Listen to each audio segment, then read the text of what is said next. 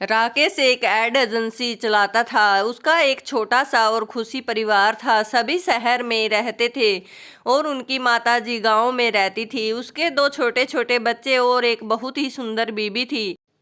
वह एक अच्छी बीबी होने के साथ साथ एक माँ और एक अच्छी बहू भी होने का कर्तव्य निभा रही थी। एक दिन वह मार्केट में जाती है तो उसे उसकी फ्रेंड मिल जाती है। वह बताती है कि उसका पति उसे धोखा दे रहा है।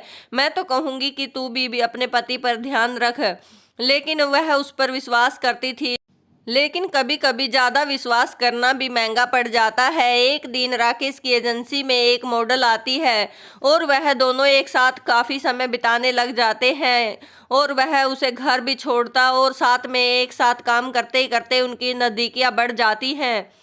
और वह एक दिन उसे प्रपोज कर देता है। उसे बोलता है कि वह उससे प्यार करता है। वह भी आगे से हामी भर देती है कि लेकिन वह कहती है आपकी तो शादी हो चुकी है ना, आपके तो मैंने सुना है कि दो बच्चे भी हैं। तो वह कहता है देख लो भी ठीक है, मैं तुम्हें आज के बाद ऐसी बातें नहीं बोलूँगा। वह अपनी पत्नी से भी दूर रहने लगता है, बाहर ही खाना खाता और लेट तक घर नहीं आता था। एक दिन उसकी पत्नी उन दोनों को एक रेस्टोरेंट में बैठा देख लेती है और जा करके उसे बोलती है कि तू मेरी जिंदगी में ना घुस।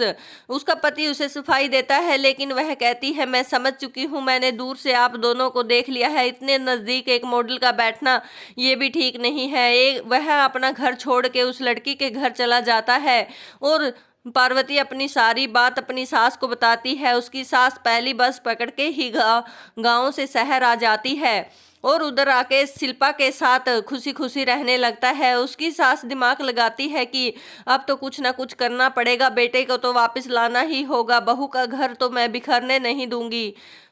तो पार्वती भी कहती है कि माँ जी मैं ऐसे तो अपना घर नहीं बिखरने दूंगी, अपने बच्चों को नहीं रुलने दूंगी। तभी उसकी माँ को एक आइडिया आता है और वह और बच्चे दोनों शिल्पा के घर चले जाते हैं और जाकर उससे कहते हैं कि अब उन्हें पार्वती के साथ नहीं रहना है, अब तो उन्हें उसके साथ ही रहना है। बच्चे भी कहते हैं कि हमें हमारी पुरानी मम्मी के पास नहीं रहना, हमें तो आपके पास ही रहना है। यह सब उनकी बातें सुनकर शिल्पा दंग रह जाती है और वह उनसे कहती है कि उसने तो सिर्फ राकेश से शादी करने के लिए ही ये फैसला लिया है। मैं तुम सबका देखभाल नहीं कर सकती, इतना टाइम तो मेरे पास नहीं है कि मैं इन चुंगू मुंगू को संभालूं और आपका भी ध्यान रखूं। मेरे घर में आप लोगों के लिए कोई जगह नहीं है, इसीलिए वह उन्हें कहती है कि आप यहाँ से चले जाइए। लेकिन जब उसकी माँ और बच्चे वहाँ से नहीं जाते हैं तो वह उनको धक्का मार देती है। जैसे ही वह बच्चों को धक्का मारने के लिए आगे बढ़ती है और धक्का मारती है तभी राकेश वहाँ पे आ जाता है और वह उसे देख लेता है कि उसकी क्या सोच है। और वह बोलता है कि उसकी हिम्मत कैसे हुई उसकी माँ और बच्चों को धक्का देने की, मैंने तुमसे प्यार किया है ना कि तुम्हारे बच्चों से। वह उसको एक थप्पड़ लगा देता है। वह कहती है कि मैंने तुमसे दौलत के लिए शादी की थी, अगर तुम्हारी दौलत तुम्हारी माँ और तुम्हारे बच्चे हैं तो इन सब को लेकर मेरे घर से निकल जाओ। तो राकेश कहता है कि ठीक है, तुम्हें भी कल से ऑफिस में आने की ज़रूरत नहीं है और मैंने इतनी सच्ची और अच्छी पत्नी को धोखा दिया तुम्हारे करके, तुम जैसी ना समझ लड़की के साथ जो धोखे पे धोखा दे रही थी। अब उसको बात समझ आ गई थी और वह शिल्पा भी उन्हें घर से निकाल देती है। दोनों का वहीं पर रिश्ता खत्म हो जाता है।